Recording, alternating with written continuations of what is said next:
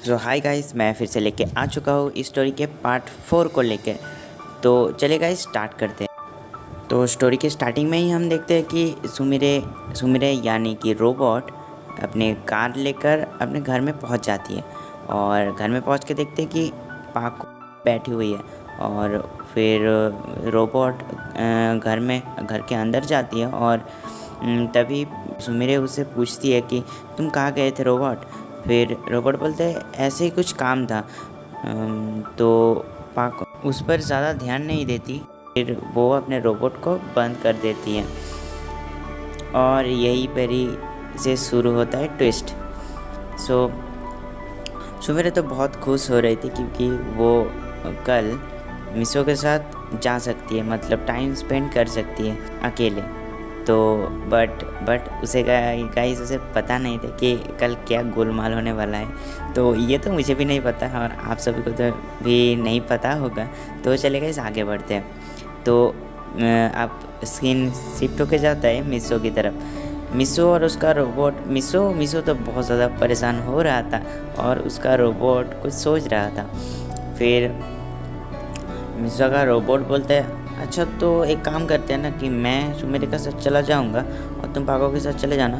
फिर मिसो बोलते हैं अरे मैंने ये बहुत पहले ही सोच रखा था पर ये हो नहीं सकता ना।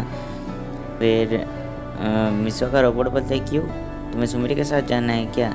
फिर मिसो बोलता है अरे ये बात नहीं है, बात ये है कि तुम्हारा अगर नोज दब गया तो क्या हो। रोबोट बोलता है हाँ ये एक प्रॉब्लम हो सकता है। तो हम अब क्या करें। फिर मिसो बोलता है हाँ वही सोच रहा हूँ। अगर मैं तो मेरे पास दो रास्ते, या तो मैं तबीयत ख़राब होने के बहाने से किसी के साथ भी नहीं जाऊँगा, या फिर मैं सुमिरे के साथ चला जाऊँगा, तुम पाको के साथ चले जाना। फिर मिसो का रोबोट डर जाता है और बोलता है नहीं नहीं मैं पाको के साथ नहीं जाऊँगा, अगर उसे पता चल गया तो मेरी तो खैर नहीं, वो तो मेरे बॉडी से मेरे हर पार्ट को अलग कर देगी। अरे नहीं मुझे उसके साथ नहीं जाना है। फिर मिसो बोलता है हाँ यही तो प्रॉब्लम है ना, इसलिए तो मैं इतना सोच रहा हूँ। फिर ऐसे ही वो दोनों सोच रहे होते कि क्या किया जाए। तो ऐसे ही टाइम बीतता जाता है। फिर ऐसे ही देखते देखते शाम हो जाती है और खाने का डिनर का टाइम भी हो जाता है। तो मिसो की मॉम मिसो को डिनर के लिए बुलाती है। फिर मिसो अपने रोबोट को ऑफ करता है और नीचे जाता है। मिसो नीचे जब खाना खा ही रहा था तो उसके तो हाथ काँप रहे थे। और गाइस उसके हाथ क्यों काँप रहे थे मैं आपको अभी बताता हूँ। वो ये सोच रहा था कि अगर उसका रोबोट पाको के साथ चला गया और पाको को अगर पता चल भी गया, थोड़ी सी भी अगर पाको को पता चल गया तो पाको उसका क्या हालत करेगी, ये सोच सोच के मिसो तो मतलब बहुत ज़्यादा डर रहा था।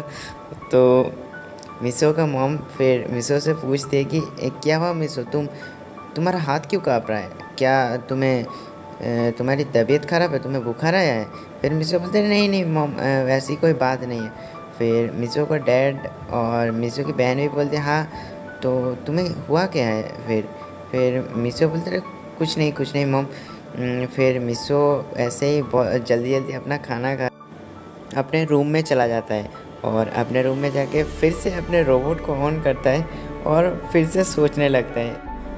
फिर मिसो का रोबोट बोलता है मिसो मुझे बहुत नींद आ रहा है, मैं तो सोने जा रहा हूँ, तुम्हें जो करना है कर लो। फिर मिसो बोलता है हाँ बैंड तो तुम्हारी ही बजेगी ना, मेरी कहाँ बजेगी। फिर मिसो का रोबोट बोलता है ऐसा क्यों, बैंड तो तुम्हारी बजेगी ना। फिर मिसो बोलता है पर तुम्हें परमानेंट बना के तो मैं पाको के साथ भेजूँगा, तो बैंड तो तुम्हारी बजेगी जब उसे पता चलेगा। फिर मिसो का रोबोट बोलते हैं अरे ऐसा मत करो मेरे भाई, ऐसा मत करो, मैं तो मर जाऊँगा यार, अगर मैं मर गया तो तेरा क्या होगा। फिर मिसो बोलते कि अरे तुझे कुछ हो गया तो मैं बटमैन से बोल के एक नया रोबोट ले लूँगा। फिर मिसो का रोबोट तो ये सुन के हैरान हो जाता है और बोलते अरे अरे ये तो क्या कह रहा है यार, मुझे इतनी जल्दी छोड़ देगा। फिर मिसो बोलता है नहीं मैं तो मजाक कर रहा था, ठीक है तू सो जाके तू भी क्या याद रखेगा। फिर मिसो का रोबोट खुद ही अपना नोज़ दबा देता है और डीएक्टिवेट हो जाता है। और मिसो तो अभी भी बेड में लेटे लेटे सोच ही रहा था और उसे तो डर के मारे नींद भी नहीं आ रही थी। फिर मिसो सोता है पर बहुत देर से।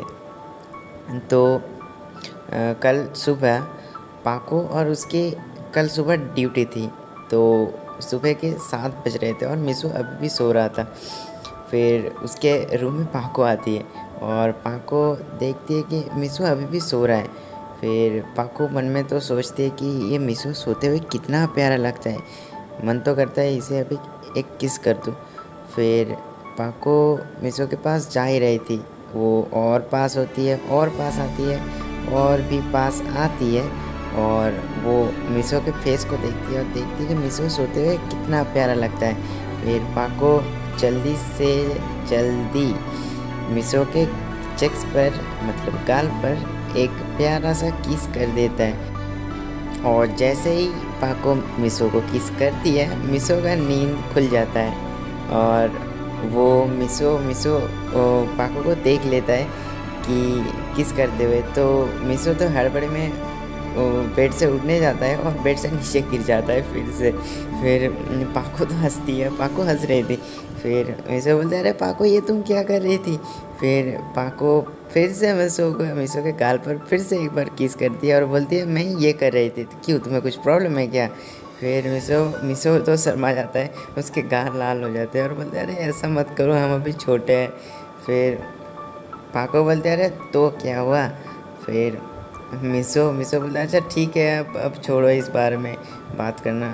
तो मिसो बोलता है तुम इतने सुबह सुबह क्यों आई हो। फिर पाको बोलती है अरे बुद्धू तुम भूल गए, भुलक्कड़ गए के आज सुबह हमारी ड्यूटी थी।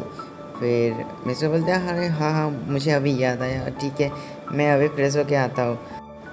पाको बोलते कि जल्दी आना।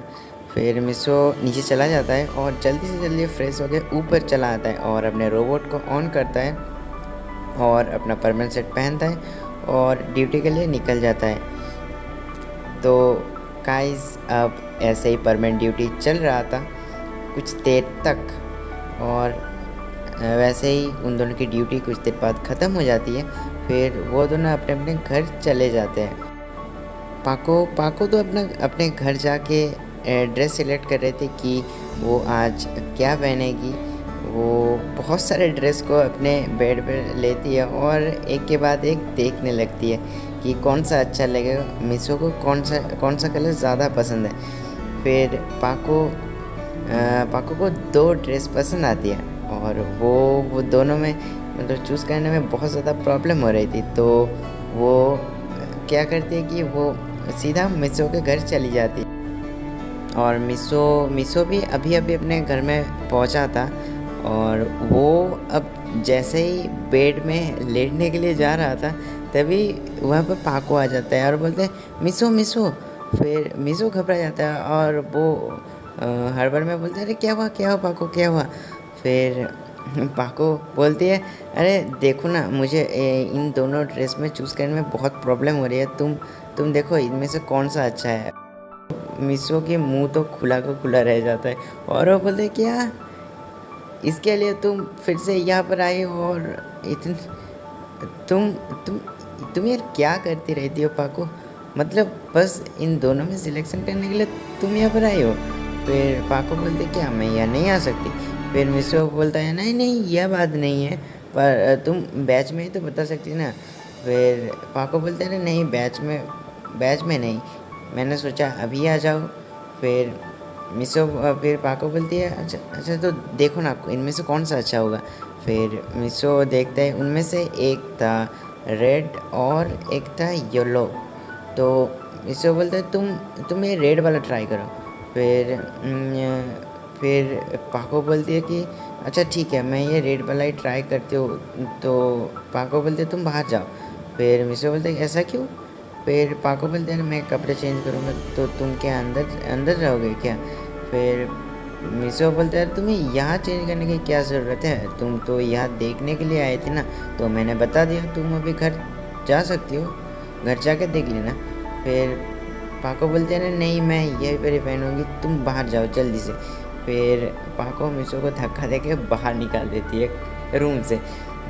फिर कुछ देर बाद पाको बोलती है कि मिसो तुम अंदर आ सकते हो। फिर मिसो जैसे ही अंदर आता है तो वो पाको को देख के तो वो हैरान हो जाता है और वो देखते हैं कि पाको उस रेड ड्रेस में बहुत ज़्यादा खूबसूरत लग रही थी। फिर मिसो मिसो बोलते पाको तुम तो बहुत ज़्यादा खूबसूरत लग रही हो।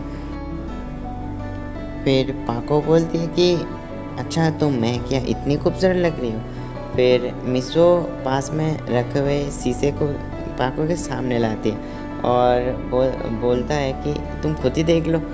फिर पाको देखती है कि सच में वो बहुत ज़्यादा खूबसूरत लग रही थी। फिर वो मिसो के गाल पर किस करती है और बोलती है थैंक्स मेरी मदद करने के लिए। फिर मिसो बोलता है इसमें थैंक्स क्या। फिर पाको वहाँ से चली जाती है। मिसो तो मन में सोच रहा था कि ये लड़की तो एकदम पागल है, कितनी छोटी छोटी बातों के लिए मुझे कितना परेशान करती है। फिर मिसो तो ये सोच सोच के मन में मुस्कुरा रहा था और तभी उसके दिमाग में सुमिरे का ख्याल आता है और वो फिर से परेशान होने लगता है और वो बोलता है कि अरे मैं तो सुमिरे के बारे में भूल ही गया, अब मैं करूँ तो क्या करूँ, मैंने